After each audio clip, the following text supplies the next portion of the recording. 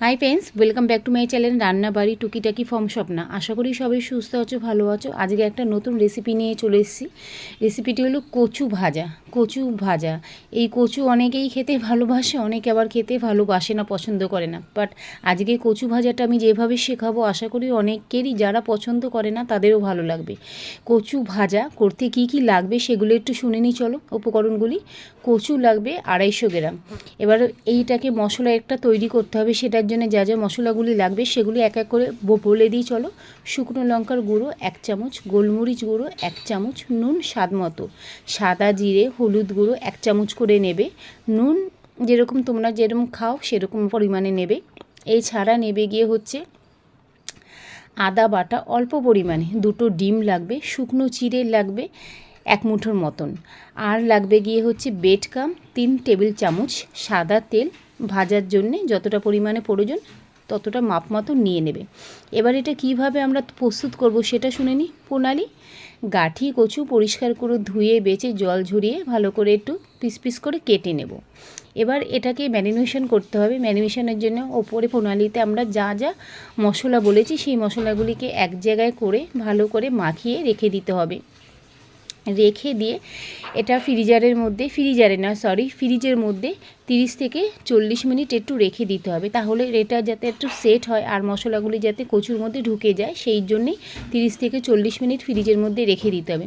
30 থেকে 40 মিনিট হয়ে যাওয়ার পর ফ্রিজ থেকে বার করে এবার একটা পাত্রে ডিম 2টো ভেঙে ডিমের গোলা একটু তৈরি করে নিতে হবে। তার মধ্যে অসামান্য একটু নুন, একটু গোলমরিচের গুঁড়ো দিতে পারো।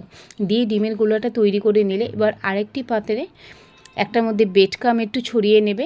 আর একটা পাত্রে যেটা নেবে, যেটা বলেছিলাম 1 মুঠো চিড়ে, সেটা একটু ধুবে না, একটু ভালো করে পরিষ্কার করে নেবে, যাতে এর মধ্যে ধানের তুষফুস না থাকে। ধানের তুষগুলি মুখে পড়লে তখন আর খেতে এটা টেস্ট লাগবে না অতটা। ধানের তুষফুস যাতে না থাকে সেটা একটু বেছে কুচে নেবে। নিয়ে এবার চিড়েটা রেখে দিলে আর একটা প্লেটের মধ্যে। এবার এই ডিমের গোলায় এক এক করে কচুগুলিকে একটু ভালো করে ডুবিয়ে নেবে। ডুবিয়ে প্রথমে বেটকামের মধ্যে ভালো করে এই পিঠ উপিট করে নিয়ে তারপরে চিড়ের প্লেটটার মধ্যে এই কচুগুলিকে আবার এই পিঠ উপিট করে যেইটুকু চিড়ে লাগে সেটুকুই করে নিলে এবার একটা পাত্রে তেল গরম করতে দিয়ে দিলে। তেল যখন ভালো করে গরম হয়ে গেল, আঁচটা কমিয়ে নিয়ে আঁচটা একদম মাঝারি আঁচে করে কচুগুলি ভালো করে এই পিঠ উপিট একটু লাল লাল করে ভেজে নিলে। ভেজে নিয়ে এবার এটা এইভাবে পরিবেশন করবে। খেতে কিন্তু খুবই ভালো লাগে। এটা বিকালে চায়ের সাথে খেতে পারো, সকালে জলখাবারের সাথে খেতে পারো। এটা কিন্তু খুব ভালো লাগবে। আমরা যেরকম ছোটোবেলায় কচু ভাজা খেতাম সেরকমই একটা পদ এটা। আশা করি তোমাদের ভীষণ ভালো লাগে। বাড়িতে একবার ট্রাই করে দেখো। চ্যানেলে নতুন হয়ে থাকলে চ্যানেলটাকে সাবস্ক্রাইব করো। আশা করি তোমাদের আজকে আমার এই রেসিপিটা ভালো লাগলে লাইক করো, কমেন্ট করো, শেয়ার করো। চ্যানেলে নতুন হয়ে থাকলে চ্যানেলটাকে সাবস্ক্রাইব করো, তাতে আবার আমি এরকম ধরনের নতুন রেসিপি নিয়ে তোমাদের সামনে চলে আসবো। আজকে একটা রান্নাঘরের টিপস তোমাদের সাথে যাওয়ার পথে শেয়ার করে যাই। গাছ তো আমরা বাড়িতে অনেকে কম বেশি সবাই লাগাই। গাছের পরিচর্যা করার জন্য কম বেশি নলেজ আমাদের সবারই আছে, কিন্তু বাড়িতে থাকা রান্নাঘরে উপকরণও কিন্তু অনেক সময় গাছের সার হিসাবে কাজে লাগে। যেরকম ধরো আমরা তো সবজি কেটেই থাকি, সবজির খোলাগুলিকে আমরা অনেকেই ফেলে দিই। এই খোলাগুলি যেগুলি সবজির খোলা থাকে, পেঁয়াজ রসুনের খোলা বাদে সবজির খোলাগুলিকে যদি একটা জায়গায় স্টোর করে রাখা যায়, স্টোর করে বাড়িতে একটু গন্ধ ছাড়া বাড়ির বাইরে একটা জায়গায় জলের মধ্যে একটু স্টোর করে রাখা যায়, 3 থেকে 4 দিন রেখে জল দিয়ে রেখে দেবে ঢাকা দিয়ে।